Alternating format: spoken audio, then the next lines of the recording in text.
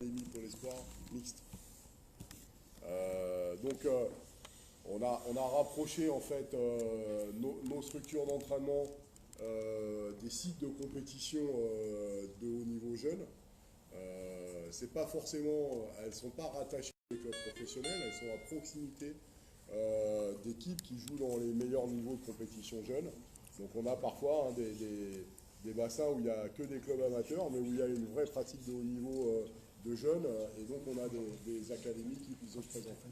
Donc c'est un gros travail sur la dimension individuelle. Hein, on a un travail de développement personnel, c'est-à-dire des séances où les gamins apprennent les règles, apprennent à comprendre le jeu, comprendre l'environnement du rugby. Aujourd'hui, avec les contrats, etc., il y a tout le travail sur la dimension technique, la dimension physique. Et donc, voilà, ils s'entraînent 12 heures par semaine en ayant des cours de manière normale. Alors, ils sont aménagés, hein, mais il n'y a pas de bac en 3 ans, etc. Hein, ils suivent un cursus normal. Nos académies, ça c'est assez particulier, elles sont implantées dans les établissements scolaires, c'est-à-dire que le responsable de l'académie, c'est le proviseur de l'établissement, avec un enseignant EPS qui est responsable de la structure et qui donc met en œuvre le programme qui est mis en place avec la fédération. Alors ce qui est intéressant, c'est que nos académies mixtes, alors là c'est pas l'illustration, hein, mais en fait les garçons et les filles s'entraînent ensemble.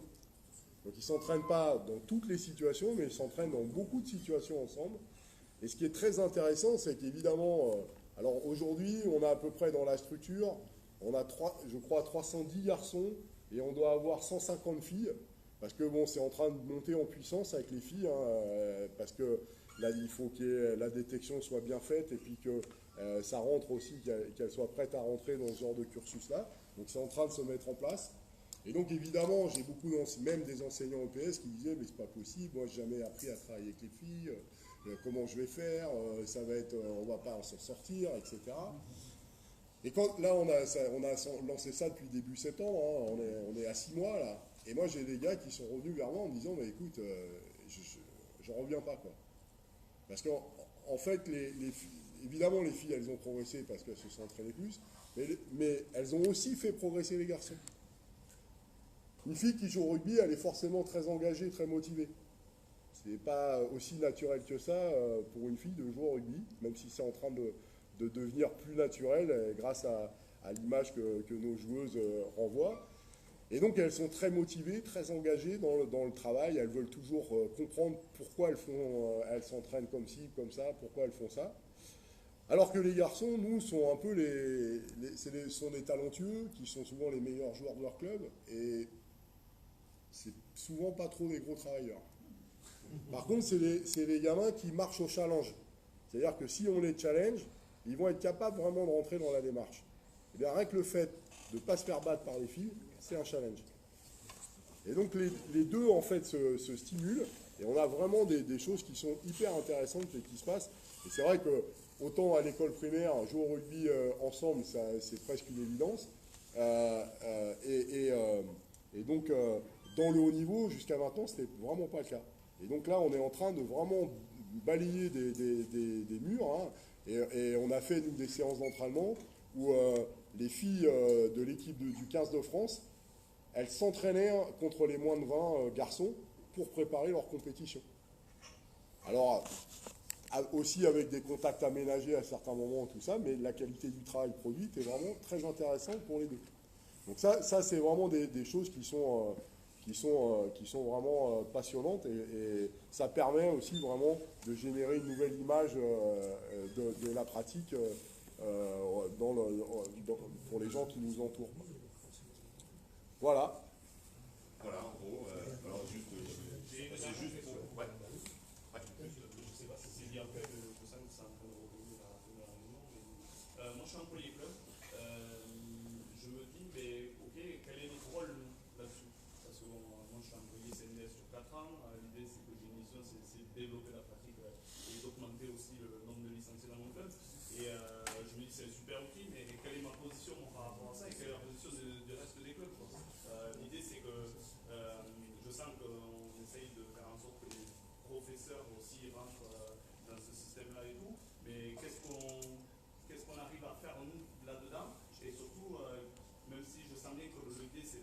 bassiner les enfants forcément, mais bon, moi c'est bête à dire, on a les écoles de rugby qui se vident. L'idée c'est qu'est-ce qu'on fait derrière pour essayer d'inverser ça, et donc on est sur une sorte de séduction, ok, mais bon, il faut qu'on puisse repeupler nos écoles de rugby, et du coup je me dis c'est un super outil, mais du coup comment je me positionne moi là-dedans et des autres personnes qui sont un peu dans le même cas, et les clubs surtout, parce qu'ils cherchent ça. Alors, ça, la position par rapport au club, elle est très très intéressante. Les écoles de rugby, elles se vident et elles perdent des licenciés, pas à tous les endroits, mais il y a les endroits où c'est le cas. Nous, ce qu'on s'est rendu compte, c'est qu'en fait, on a un très fort pourcentage de nouvelles licences, en fait. Et on se rend compte que peut-être le plus gros sujet de nos clubs, c'est de fidéliser les joueurs qui viennent et les joueuses qui viennent. Donc ça veut dire, c'est faire rentrer nos éducateurs de clubs dans une vraie démarche de projet éducatif à l'école de rugby. Plus que je gagne mon tournoi, j'ai battu telle équipe, je crois que ça doit être comme dans tous les endroits, le petit club qui bat le SPIC dans le tournoi d'école de rugby, l'éducateur il a quasiment fait sa saison. Donc c'est ça qu'il faut arriver. Et par exemple, l'une des démarches, c'est réellement de construire de mener un vrai plan de succession des éducateurs, de bien s'interroger sur le fait, est-ce que c'est vraiment profitable que le papa suive son fils pendant 5 ou 6 ans? Est-ce que l'éducateur débutant, il doit obligatoirement commencer avec les moins de 6 ou avec les moins de 8, etc., etc. Donc c'est vraiment la mise en place d'un vrai projet éducatif dans le club. Ça, c'est la base. Ensuite, derrière, c'est comment je vais pouvoir faire la promotion de l'activité sur le territoire sur lequel je suis. Et donc, ça va être de dire, eh bien, il y a tout ce qui va être politique des quartiers, c'est les liens avec les associations de quartier, etc. Ça va être le hors-temps scolaire. Là, il y a une marge de manœuvre qui est très, très intéressante. Et là, vous pouvez intervenir de manière assez conséquente avec ces élèves. Et après, c'est de construire éventuellement des partenariats avec l'UCEP, avec le CPD localement, en passant par les directeurs d'école primaire, qui vont pouvoir, à un moment donné, vous ouvrir les portes pour pouvoir faire de la promotion de l'activité là-dessus. Donc si vous êtes en plus validé par les CPD dans la liste de personnes habilitées à pouvoir intervenir en milieu scolaire, c'est beaucoup plus simple. Ce qui est vraiment important, c'est que la personne qui anime les séances, c'est mieux quand c'est la même personne qui accueille à l'école de rugby.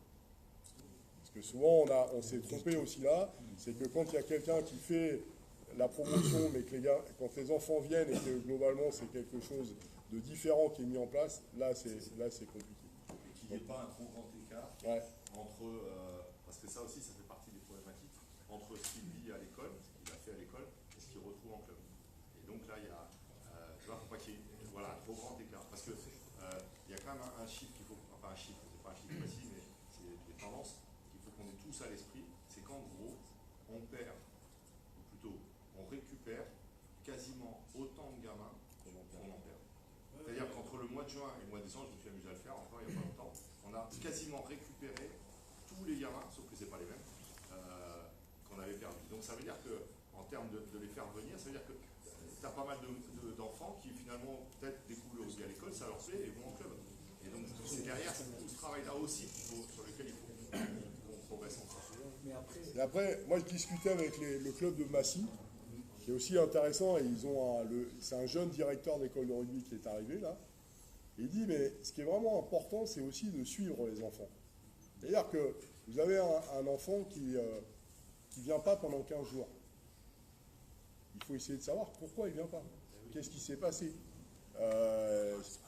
parce que des fois, ils ne viennent pas parce qu'il s'est disputé avec un autre gamin de l'équipe, parce que l'éducateur lui a fait une remarque qui lui a pas plu, etc.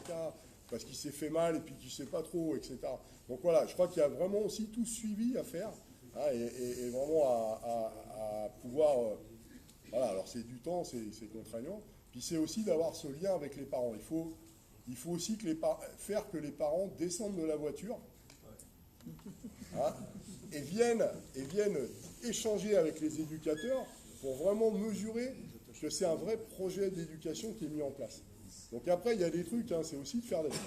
Il y a plein d'idées super intéressantes. Il y a un club où ils sont un peu fous.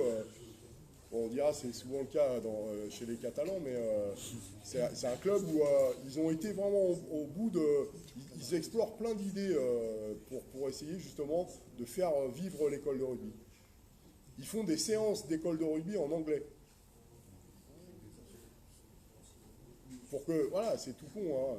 Ils font des informations ils invitent des gens qui